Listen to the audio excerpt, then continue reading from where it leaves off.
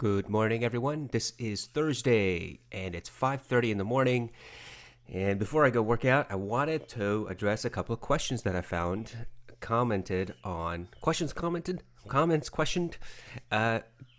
posted on my channel regarding the NDH 20s. And I wanted to clarify some things that I think I probably wasn't clear enough, or I gave the wrong impression.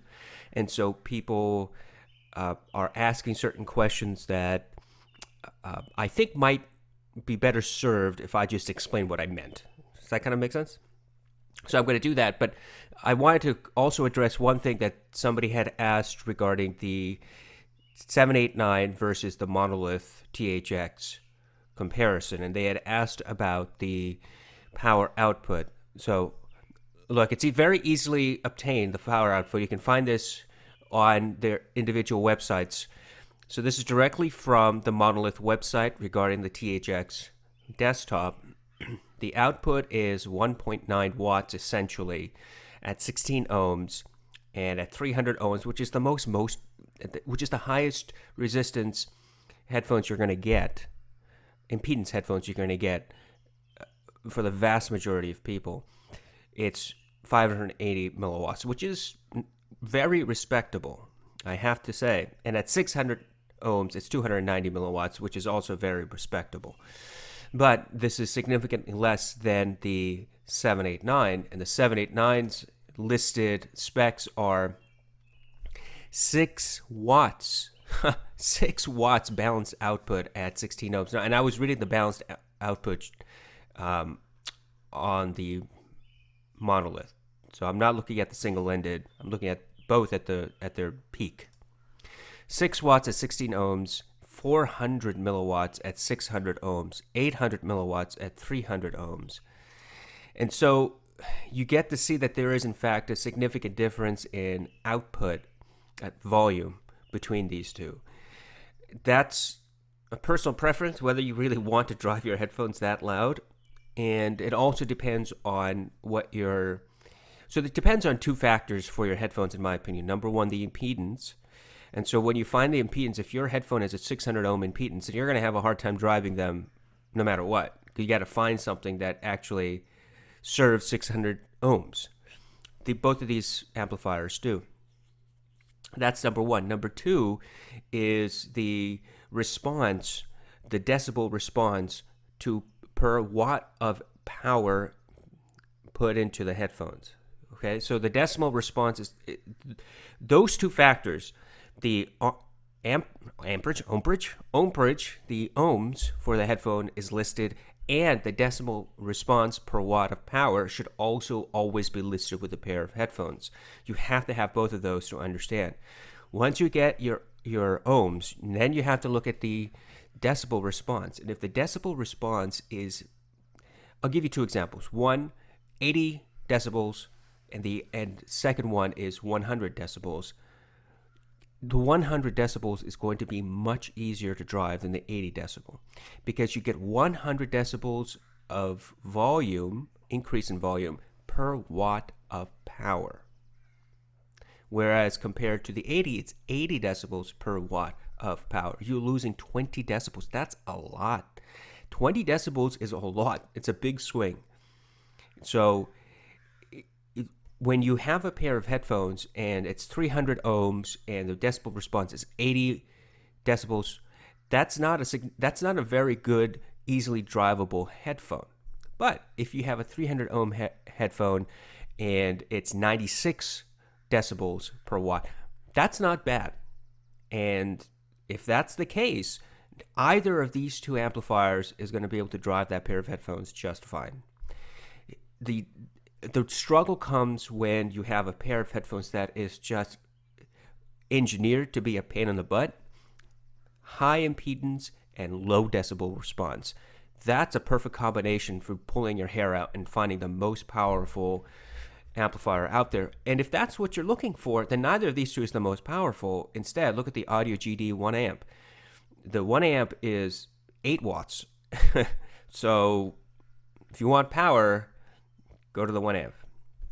Okay, that's out of the way. Let's go to the Neumanns So one of the things that people have commented about the Neumanns on my review is, well, it sounds like you're saying that it's boring, or because I did say boring several times, or you say that it's not exciting.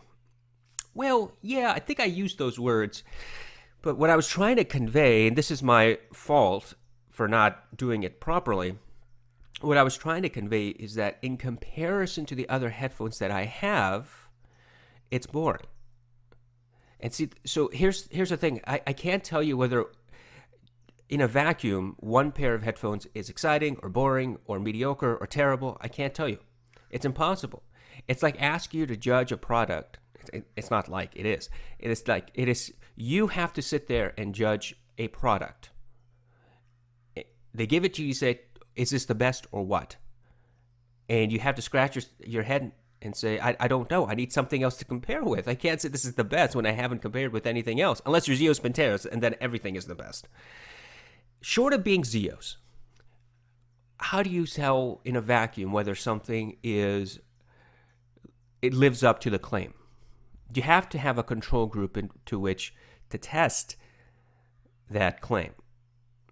And you have to approach this in a very scientific manner, or as scientific a manner as you can get when you're talking about people's personal sound preferences, which is all this is about. You can look at graphs all day, you can look at particular specs all day, and that gives you kind of a general picture. But until you put on the headphones, until your own listening preferences, your mind, your ear canal, your physical attributes, your personal experience, all of that factors in to an extent for your listening experience. That's my 2 cents about the matter. Now, boy, this coffee turned out bad. Now, it's not boring. It's not a boring headphone. It's not like I put on the headphones and I go, I hate them. That's not what I mean. I do not hate these headphones. I think these headphones are really good for the following reason. I am not offended by anything that comes out of these headphones. That's a good thing. Guys, that's a great thing. Especially where I am forced to listen to Dreamer by Charlie XCX. Where are you, Charlie? Not that Charlie, the other one.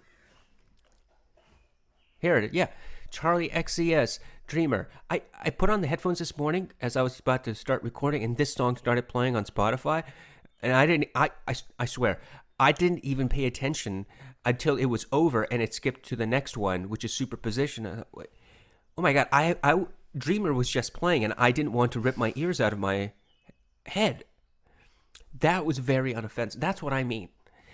These headphones are very unoffensive. They're unoffensive in comfort. They're unoffensive in style. They're unoffensive in how they reproduce music. That's why I said that it's boring, quote unquote. It's boring compared to the other headphones that I've reviewed. Even the HD 700s have a very unique sound signature that I love. It is fantastic. A great number of people who have owned the 700s lament having purchased the 700 and talk crap about the 700 because it's not true Sennheiser sound. Who cares? It sounds unique. It's different. It's nice. It's, it evokes a certain emotion in me. Same thing with the Atticus. Same thing with most of the LCDs from Odyssey. What else? Hi-Fi Man. The HE1000 have a with certain songs, the HE1000s do evoke a certain sense of euphoria because of the way they produce the higher ranges. The Neumanns, in comparison to all those headphones, don't really evoke any strong feeling one way or the other. It's just I'm listening to the song, and either I like the song or I don't like the song. This is just how the song is. That's great if you're in the market to find a particular headphone of that nature. Now, if you're sitting there and you're thinking, I want a closed back headphone that's well built and sounds great, then, and we have to decide what the word sound great really means. We have to put a definition to them. Clean highs and a good bass, meaning there's decent bass reproduction and it's impactful bass.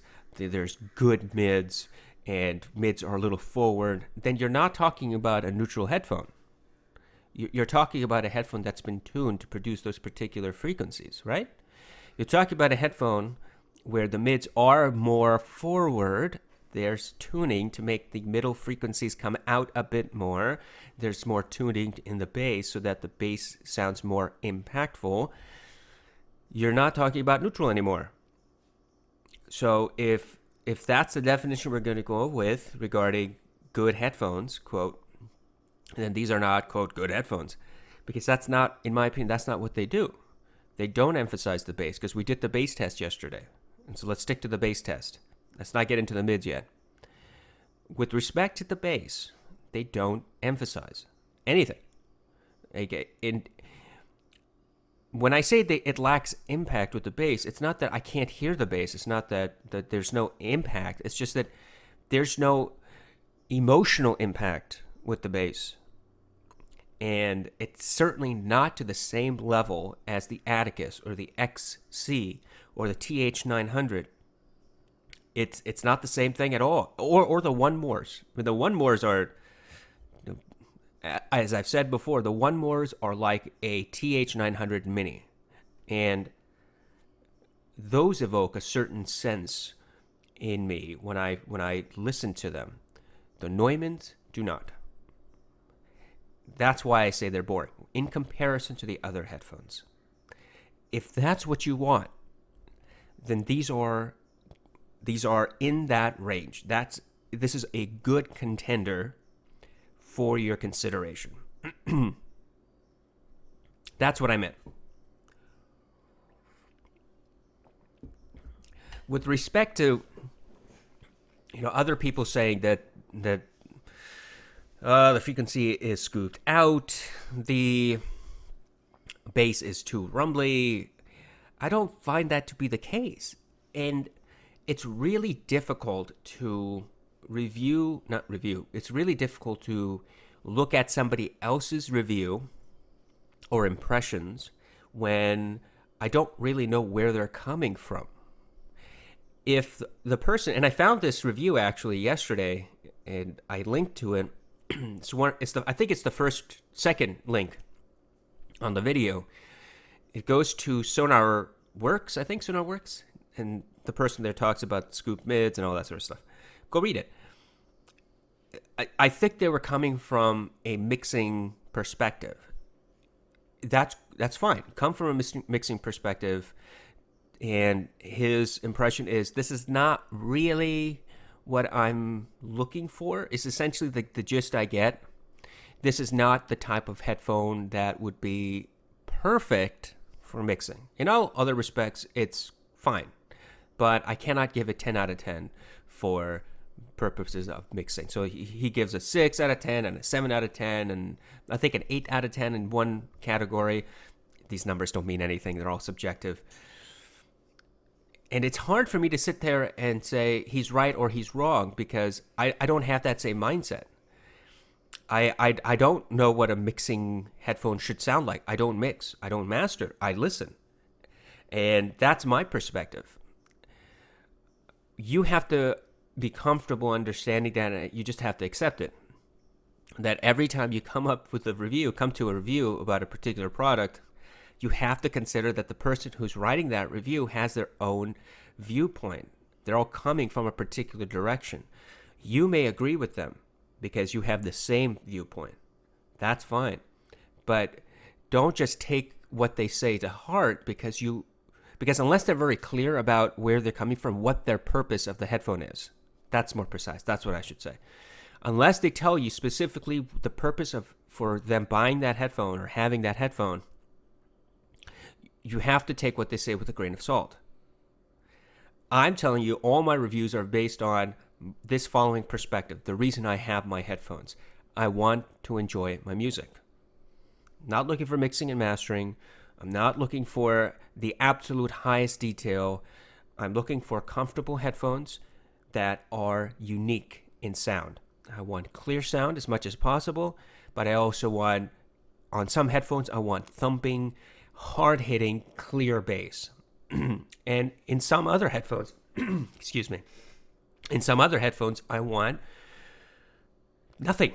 I want the headphone to just step aside and reproduce the music as it is. Don't elevate anything if you can avoid it. And I think the Neumann, with respect to the bass, does that. It doesn't offend any of my bass sensibilities. And some might say that's a downer. Bass is a downer. Some might say that that's a negative thing. It's not a negative thing, in my opinion. I think it's a positive thing for these headphones, because what are they trying to do? They're marketed as a pair of headphones that is neutral yet fun. The website says you can mix and master if you want to, but I said that before. You can mix and master with any pair of headphones. It doesn't matter. As long as you know what the sound signature of that headphone is, who cares?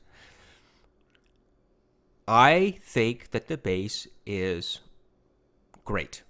If all you want to do is listen to the bass as it is recorded in the song, and you don't want any flavoring from the driver itself, then the Neumanns tend, in my experience with the test yesterday, tend to do that, especially when compared to the other headphones I previously mentioned.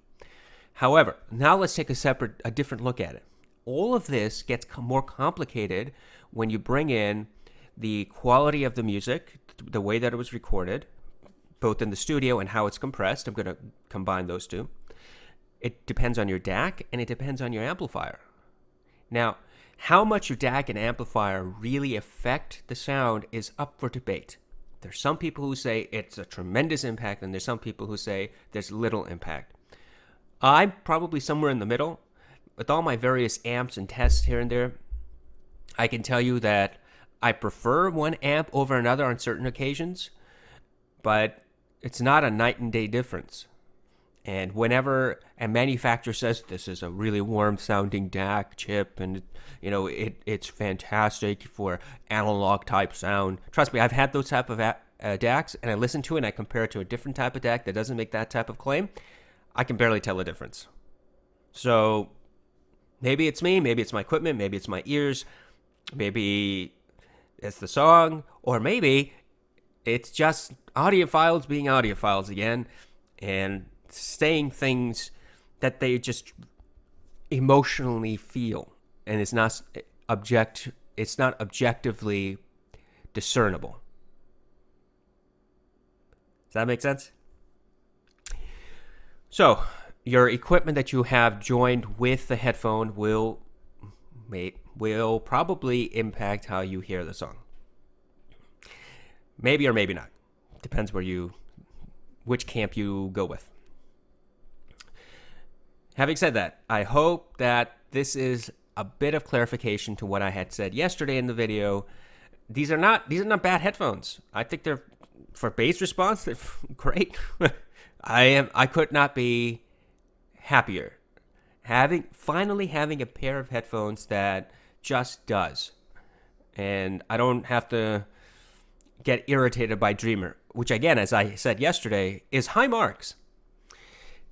The real test, I think, the real comparison of note will be between the Neumanns and the Mr. Speaker's Ether C Flow. Not the keep hitting the microphone. Not the CX on Mastrop. I'm not interested in the CX. I'm not going to buy the CX because the CX is using older drivers, leftover drivers from my research, and I'm not particularly happy because they're never mind. I'm not going to go down that road.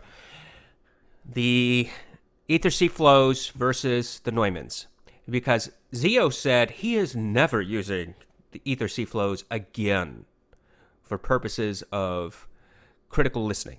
He's going to go to the Neumanns. Well, I happen to have both. We'll see. Let's see if I agree or disagree. As far as critical listening goes, these are not the most critical headphones you can get. If you're looking for a super duper high res detail, you could probably do better. It's not a problem. You can do better. If you want the most harsh, highs and the most low rumbling lows emphasized, and you want to hear those frequencies, you're not asking for a neutral headphone, right? I mean, you want a headphone that produces that extra detail, that oozes out that detail as much as possible. Then there's a peak somewhere in the frequency. The driver is tuned in that specific way, and so it's not linear. It's not flat anymore. So that's why I say it's not the most detailed headphone. You see? That's not a problem for me.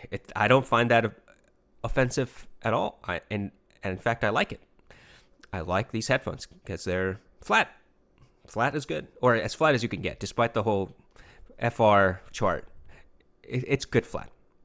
Finally, 21 minutes in, finally, and I have to go work out soon. This one comment about the Neumanns, a couple comments about the Neumanns. Somebody said that Zeos is going to change the core and change the internals so that it can accept a balanced signal, and how that would change the sound. Look, the cable is not going to change the sound. It might. The balance cable is only for reducing distortion in the signal, and because amplifiers make use of low distortion, they can then, or rely on low distortion, they can then provide extra volume, more power through that port, to the balance port. Therefore, your headphones get more power, and then you can drive them louder. That's it. It does not change the sound. The cables do not change sound. Unless you're willing to pay $2,000 for a headphone cable, then please tell yourself that cables change sound, because you have to justify that cost. Or even $300 for a pair of cables, then you must tell yourself that the cable is making a huge difference in your headphone. Sounds do... No. That's not what cables do. Otherwise, people would just buy cables and not headphones, because then you can change sounds of music based upon the cable and not the headphone. That would be a whole lot easier if you ask me, because you only need to buy one pair of headphones that you like. It's comfortable, you like the aesthetics, and then just go out and spend money on cables. And that would be a lot easier. But nope, people don't do that. Normal people don't do that, because that's not the case. Cables don't change the sound. Dispute me if you think that I am wrong. Finally, literally finally, the Neumanns are